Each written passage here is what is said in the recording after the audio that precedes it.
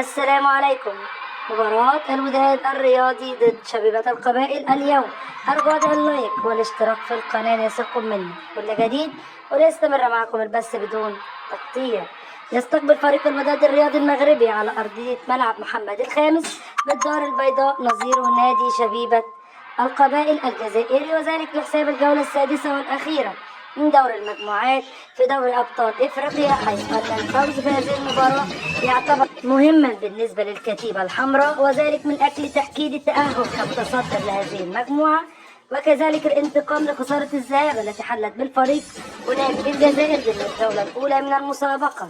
وتلعب مباراة الوداد المغربي ضد شبيبة القبائل اليوم السبت 1 أبريل من هذه السنة على الساعة 10 مساء بتوقيت المغرب، 11 مساء بتوقيت الجزائر، و12 منتصف الليل بتوقيت مصر، فيما ستكون قناة بين سبورت 4 هي الناقل الرسمي لهذه المقابلة. وينتمي فريق الوداد وشبيبة القبائل المجموعة ألف التي تضم أيضا ناديي بترو أتلتيكو الأنغولي وفيتا كلوب الكونغولي، ويتربع فريق شبيبة القبائل الجزائري على عرش صدارة المجموعة الأولى بدوري أبطال إفريقيا، وذلك برصيد 10 نقاط، حيث ضمن فريق الشبيبة التعاون رسميا، بينما يحل في الوصافة فريق الوداد المغربي بنفس رصيد شبيبة القبائل.